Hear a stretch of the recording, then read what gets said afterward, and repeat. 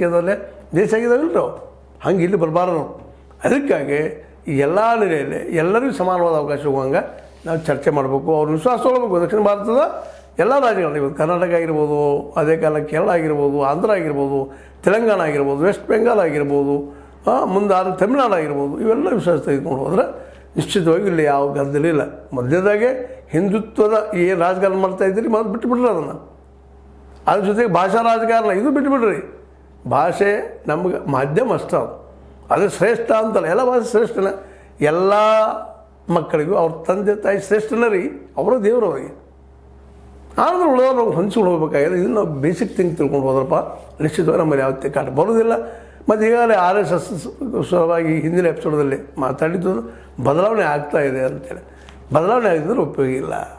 ಯಾಕಂದರೆ ಈ ದೇಶದಲ್ಲೇ ಮತ್ತು ಹೇಳ್ತಾ ಇದ್ದೀನಿ, ಹಿಂದುತ್ವ ನೆಲೆಗಟ್ಟಿನಲ್ಲಿ ಮುಂದುವರಿತಾ ಹೋದ್ರೆ ಅಪಾಯ ಅದ.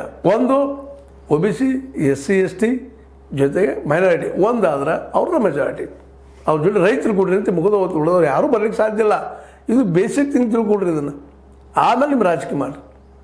ಈ ರಾಜಕೀಯ ಎಲ್ಲಿವರೆಗೆ ನಡೀತಪ್ಪ, ಇದು ಒಂದು ಹಂತದವರೆಗೆ ನಡೀತದೆ. ಹಂತ ದಾಟಿತಂದ್ರೆ ಇದು ಮುರಿದು ಬೀಳ್ತದೆ. ಆ ದಿಶೆಯಲ್ಲಿ ನಮ್ಮ ಸಚಿವ ಸುಕಾಂತ್ ಮುಜುಮ್ದಾರ್ ಅವರು ಹೇಳಿದ ಹೇಳಿಕೆ ಭಾಳಷ್ಟು ವಿಚಾರದ ಸಮಯೋಚಿತದ.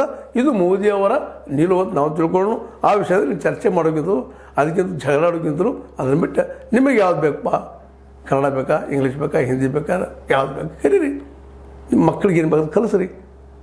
ತ್ರಿಭಾಷಾ ಸೂತ್ರವಿಲ್ಲ ಅಂತೇಳಿ. ಹಿಂದಿ ಒಂದು ಭಾಷೆ ಅದು, ನಮ್ಮದು ಒಂದು ಭಾಷೆ, ಇದೆಲ್ಲ ಸಮಾನ ಭಾಷೆಗಳಿವು ಅಂತ ತಿಳ್ಕೊಂಡು ಸಾಕು. ಇಂಗ್ಲೀಷು ಅಷ್ಟೇ ಸಮಾನ ಭಾಷೆ, ಸಂಪರ್ಕ ಭಾಷೆ.